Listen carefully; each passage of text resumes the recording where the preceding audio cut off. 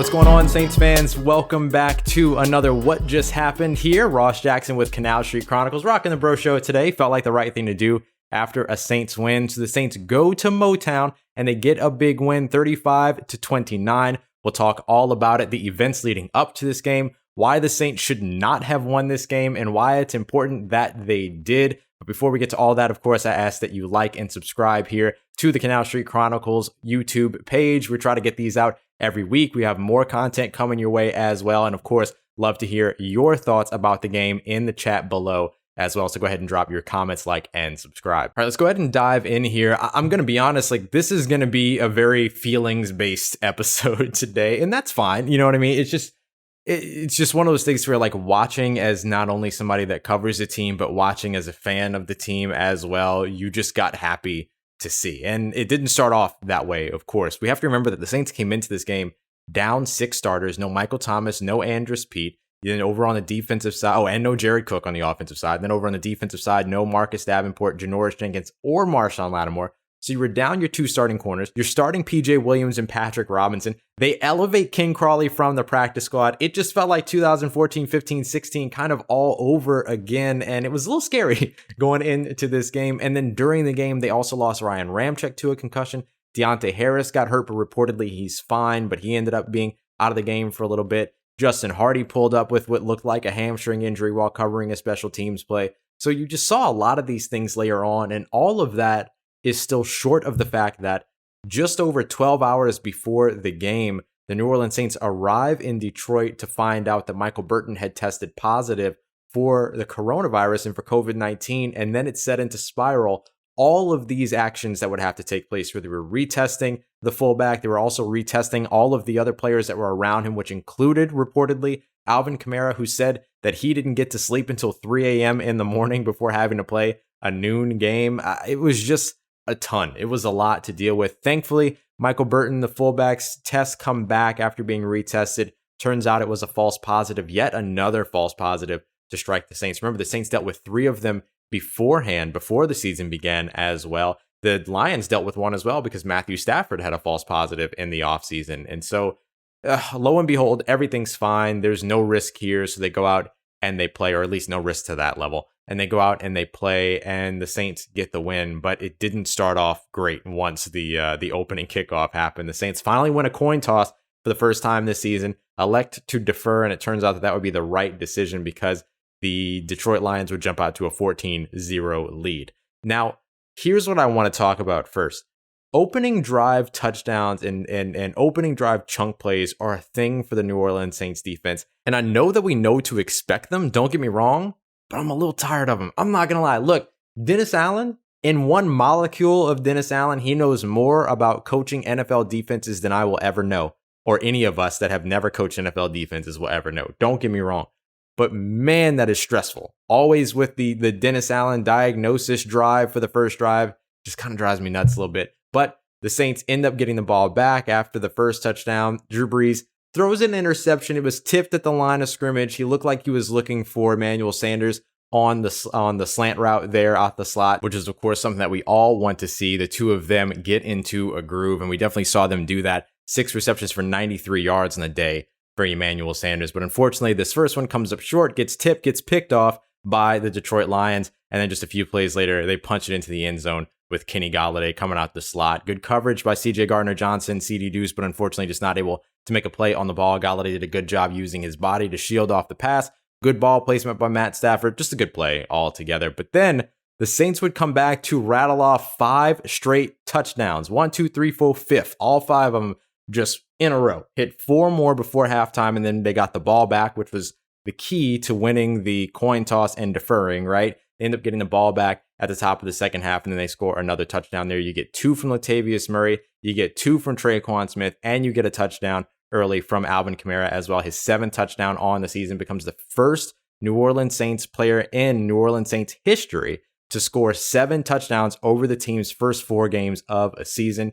Shout out Alvin Kamara because he's looking incredible right now. Coming into this game, he was leading the NFL in all-purpose yards. He went over 100 all-purpose yards again in this one. Meanwhile, he had good company in the backfield, 64 yards from Latavius Murray and 2 touchdowns. He, of course, Alvin Kamara, had 83 yards on the ground as well and a touchdown. But perhaps the biggest star on the offensive side in this game was wide receiver Tre'Quan Smith. He led all wide receivers in snap counts again during this week, and he caught all 4 of his targets, right? 4 catches, 54 yards, and 2 touchdowns. And then he just made a couple of other really nice plays around that as well. First of all, just some context on some of these plays. Beautiful play design to get him open in the end zone for the first touchdown. Ran a great crossing route from the left side of the field over across the middle of the field to get open in the same area of the end zone on the second touchdown. We talked a little bit last week about how the Detroit Lions play a lot of man coverage, and when the Saints see that, they can take advantage of that with crossing routes, which just kind of inherently create separation. You saw exactly that on the second touchdown of Tre'Quan Smith. But even outside of that, we saw him make some contested catches. We saw him make a big third down catch late in the game as well to keep the drive alive as they were trying to chip away the clock. And then you also saw him make a couple of hustle plays. He had a really nice block on one of the Latavius Murray touchdowns over on the outside, sealing the edge. And he made the big hustle play. Ended up meaning nothing. Don't get me wrong. Ended up meaning nothing, but still something that you love to see from these wide receivers who are out there that are blocking or doing all the dirty work. Josh Hill gets a pass on the inside. He ends up getting tackled. Big fumble, just gets ripped out of his arms. Ended up not being a fumble. He was actually down, but still, you saw the hustle from Tre'Quan Smith to just sprint into action and recover the fumble back behind the line of scrimmage, as opposed to letting one of the Detroit Lions pick it up and potentially take it back to the house or anything like that, just in case it was actually a fumble. So a great play by him and a great game by him as well. This is something that I like seeing a lot. You know, you don't have Michael Thomas in the game right now, but you're watching Drew Brees create this communication and get really solid in terms of the way that he trusts guys like Emmanuel Sanders, like Tre'Quan Smith, Marquez Callaway with the first reception for the Saints of the game as well. So it was really great to see all of that and to consider, you know, you've got Latavius Murray in a rhythm. You've got Alvin Kamara in a rhythm. They're doing a lot of the things that Alvin Kamara and Mark Ingram did back in 2018, as observed by Deuce Wyndham on Twitter as well. So there's some really, really good things that are happening all around this offense. And then you bring back Michael Thomas, which I think is going to be a really great, obviously. I mean, come on, like, what kind of analysis is it to say that bringing Michael Thomas back is going to be, you know, a good addition for the team? But it's true. It's really, really true, right? You get him back and then you have this rhythm and communication and trust with all of these other pieces around the offense, which is just something we didn't see really in 2018 or 2019 when it came to the passing game. It was all Michael Thomas all the time.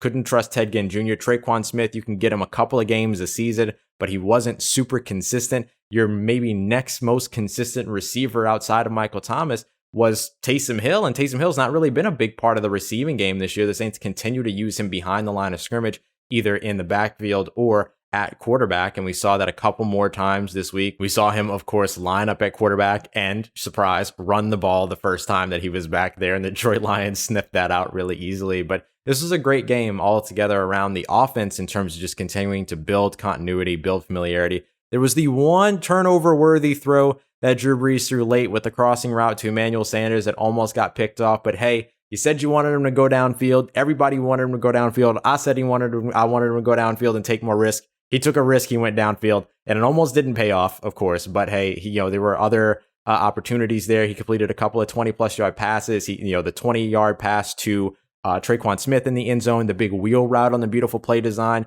to Alvin Kamara that went for 29, and you had a couple more 15-plus plays as well coming from the arm of Drew Brees. So all of that is obviously of benefit for this team as they continue to move forward. I mentioned some of the injuries. They have a Monday night game coming up next against the Los Angeles Chargers, who are expected to be without their starting running back, Austin Eckler. But the main takeaway from that really is that you have until Monday to get some of these other players right.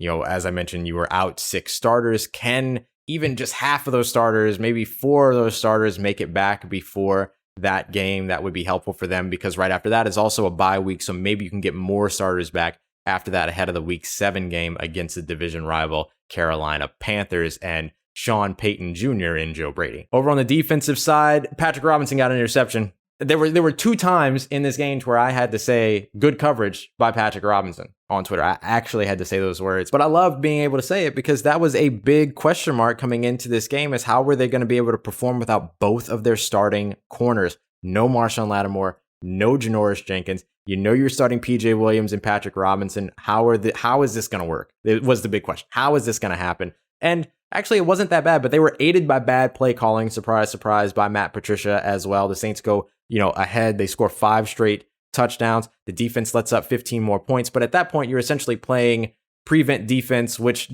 it doesn't always really work in terms of preventing anything, but, you allow them to get their yardage, and every now and then you allow them to get their points. And that's kind of what that defense looked like for the second half, particularly at the end of the third quarter and then the going in through the fourth quarter. Remember, the Lions didn't even get a full quarter's worth of time of possession. They were under 15 minutes of time of possession by 13 minutes and 30 seconds left in the fourth quarter. That's when they finally tipped over a full quarter's worth of possession. So the Saints dominated time of possession in this game and would go on to do so to the end of the game as well. And a big part of that was them being able to convert on third down. They were 10 of 14 on third down on the offensive side, allowing only 7 conversions on the defensive side, most of them, 3 of them coming in the first quarter or the first drive, honestly. There were a couple of those Matthew Stafford running for a 3rd and 12, the things we're used to seeing when it comes to this defense. But what you got to see from this defense that I think was really, really good in terms of the improvements that you saw: 7 quarterback hits,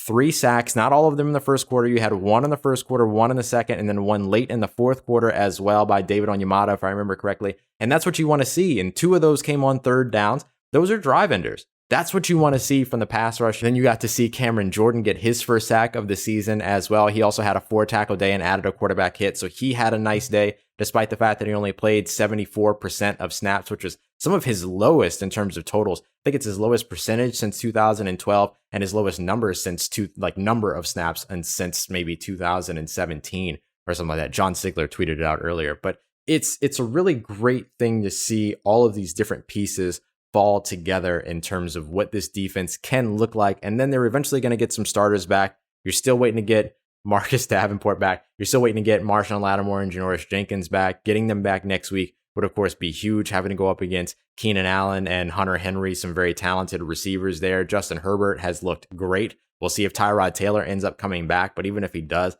I would imagine it would only be for a short time before Justin Herbert, takes back his rightful place as the starter. So it's going to be a big matchup for the Saints defense here coming up, but the Saints offense is going to look to continue to stay in rhythm after establishing some rhythm finally in Motown of all places. So just to review a few of our top performers, those 3 sacks there came from Trey Hendrickson, Cam Jordan, as well as David Onyemata over on the offensive side. Let me make sure I read these off so I get this all right. You got Drew Brees, 246 passing yards and 2 touchdowns. Alvin Kamara, 83 rushing yards and a touchdown. Emmanuel Sanders, 6 receptions, 93 yards. And then, of course, you had the 4 receptions for 54 yards by Traquan Smith, along with 2 touchdowns. And, of course, we can't forget Latavius Murray, who also had 2 touchdowns as well. So, big day for the Saints offense, getting back into rhythm. We even got to see a brief defensive debut for Zach Bond. There was the first punt that the Saints had in the fourth quarter. Thomas Morstead pins them back. Benny Fowler, great coverage of the punt there, pins them back into, within their own 5, within their own 3.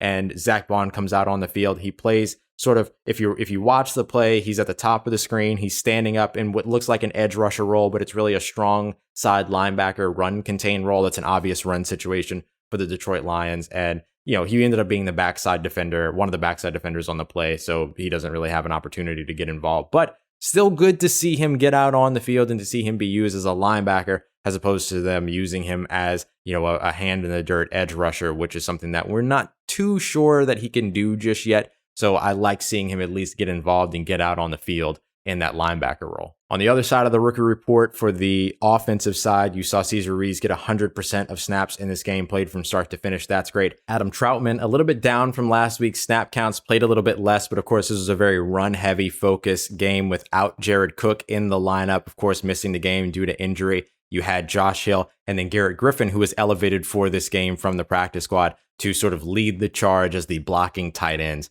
in this one. So not really anything to be concerned about when it comes to Adam Troutman. It's just the game plan wasn't really built for receiving tight ends in this one. And you certainly saw that. Not a lot of receptions for tight ends here, but a ton of running yards as the Saints rack up over 160 rush yards in this game, 147 of them coming from the combination of Alvin Kamara and Latavius Murray alone. So next week, the Saints are back to primetime Monday Night Football hosting the Los Angeles Chargers. The Chargers, of course, dealing with a plethora of injuries on both sides of the ball, and the Saints looking to get healthy all in their own right as well. So we'll continue to keep you up to date with everything going on over at CanalStreetChronicles.com. You can check out my podcast every Monday through Friday, Locked On Saints. And of course, come back next week for the next edition of What Just Happened here on the Canal Street Chronicles YouTube page. Again, we ask that you take the time to like and follow. We appreciate all of your support and appreciate you doing so. And don't forget to drop your thoughts on this Saints 35-29 win in Detroit down below in the comments. And we look forward to hollering at you next week. Take care, stay safe,